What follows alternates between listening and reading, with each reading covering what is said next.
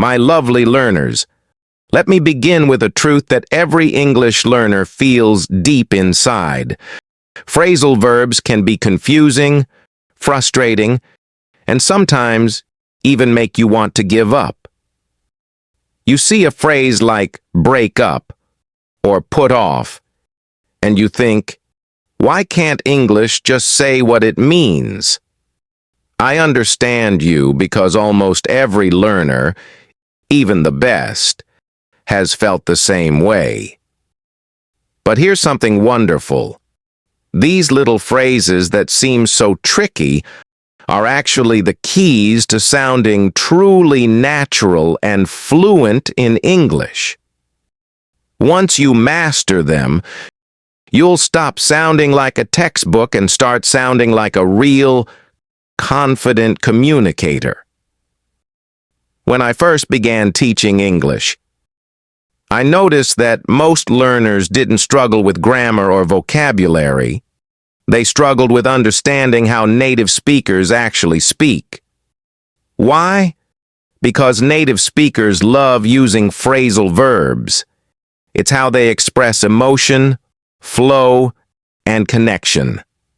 So today, let's open this door together. Let's make phrasal verbs not something to fear, but something to love. What are phrasal verbs? A phrasal verb is a combination of a verb plus a small word, a preposition, or an adverb that changes its meaning completely. These small words like up, off, in, out, and on might look simple, but they have enormous power. For example, take the verb take. Alone, take means to grab or hold something. But when we add one tiny word, off, the meaning changes completely. Take off can mean to remove clothes. Please take off your shoes before entering. Or it can mean to leave the ground. The airplane took off at 9 a.m. Now, if you tried to translate that word for word into another language, it wouldn't make sense at all. That's why memorizing translations doesn't work. The secret to mastering phrasal verbs is understanding the idea and the feeling behind them. Once you begin to feel their rhythm and usage, they'll stop feeling confusing and start feeling natural, like pieces of a song you've known forever. Learning through feelings, not memorization. Let me share a small truth. The reason most learners struggle with phrasal verbs is because they try to memorize them as if they were math formulas. They study long lists. Get up, give up, take off, put off. But when it's time to speak, they freeze.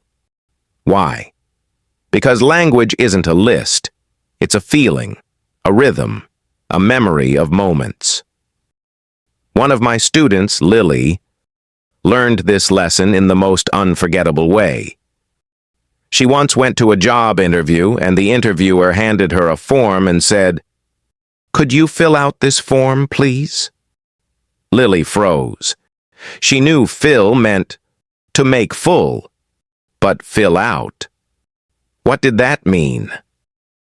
She smiled nervously, unsure what to do. The interviewer kindly explained, "It means to complete the form with your information."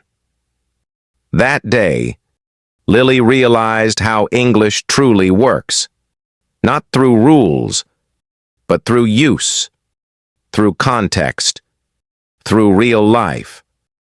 From that day on, she stopped memorizing lists and started learning phrasal verbs through movies, stories, and conversations. A month later, she came back smiling. "Teacher," she said, "I ran into a friend at the store yesterday and I said it correctly. That was her victory, and it can be yours too." 1. Give up. To stop trying. Let's start with one of the most emotional and powerful phrasal verbs, give up. It means to stop trying because something feels too difficult or hopeless. But I want you to remember this phrase not as something to do, but as something never to do. Imagine a learner who studies English for a week, then says, "It's too hard. I'll never sound fluent." They've given up.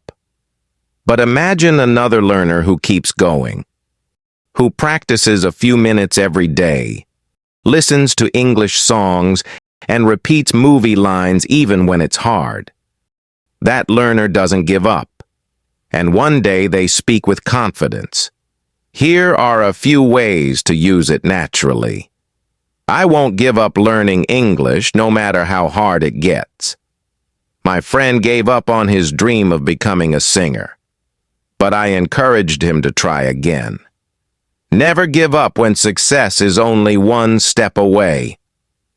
When you say give up, feel the emotion in it. It's about persistence, about courage. Every fluent speaker you admire once said, "I can't." But what made them fluent wasn't talent. It was the decision to never give up. 2. Put off. To delay or postpone something. This one is a trap for many learners, and for humans in general. Put off means to delay doing something that you know you should do. We all do it, right? You plan to study today, and then you say, "I'll do it tomorrow." But then tomorrow becomes next week, and next week becomes never. That's what we call putting off. Let's see how it works. I always put off doing my English homework. You delay it again and again. Don't put off your speaking practice. Start today. Stop waiting and take action. She put off her trip because of bad weather. She delayed it to a later time. Let me tell you something, my learners. English rewards those who act now. Every time you put off learning, your dream moves one step further away. So don't wait for the perfect time. The perfect time is now. 3. Run into. This is one of my favorite phrasal verbs because it adds warmth and surprise to your storytelling. Run into means to meet someone by chance, not by plan. For example, I ran into my old teacher at the supermarket. You met them by accident, not on purpose. Guess who I ran into yesterday? My best friend from school. If you run into Mr. Smith, please tell him I said hello. Let me share one short story. One of my students, Ben, was practicing his English in a cafe when he suddenly ran into an old friend from his English class. They started chatting, all in English, and Ben was amazed at how easily he could speak. He told me later, "Teacher, that random meeting made me realize I'm improving." So remember, sometimes life gives you small surprises to remind you how far you've come. 4. Look after. To take care of. Look after means to care for someone or something. Not just to watch them, but to protect and help them. This phrase carries warmth and love. For example, I look after my younger brother when my parents are away. She looks after her grandmother with so much care. Who looks after your dog when you're traveling? When you say, look after, it means you're not just doing a job, you're showing kindness and attention. If someone says, thank you for looking after me, it means you made them feel safe, supported, and loved. 5. Turn down, to refuse or lower. This one can mean two different things depending on the situation. First, turn down can mean to refuse something politely. Second, it can mean to reduce the volume. For example, she turned down the job offer because it wasn't right for her. Can you turn down the music, please? It's too loud. He turned down my invitation, but kindly. Let me tell you one amazing story of success about a learner named Sarah.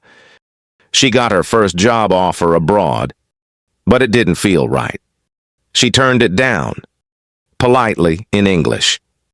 Later, a better opportunity came her way. Sometimes saying no can lead you closer to your yes. That's the power of communication. 6. Break down, to stop working or lose control. Emotionally, break down is another phrasal verb that shows both physical and emotional meanings. When something breaks down, it stops working. When a person breaks down, they lose control of their emotions, usually from sadness or stress. Examples: my car broke down on the way to the airport. The car stopped working. She broke down and cried after hearing the news. She couldn't control her emotions. The machine broke down again. We need to fix it. But remember, my learners, even when we break down, it's not the end. Sometimes breakdowns lead to breakthroughs. When you feel tired, sad, or frustrated in your English journey, rest. But don't stop. Repair your spirit and carry on. 7. Carry on to continue. This one is pure motivation. Carry on means to continue doing something even when it's difficult. It's a phrase of strength and persistence. Examples: even when it was hard, she carried on studying. Let's carry on with the lesson. He lost everything, but carried on with courage.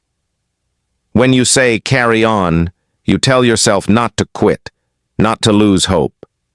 Life and language both demand this: consistency, courage, and faith in your growth.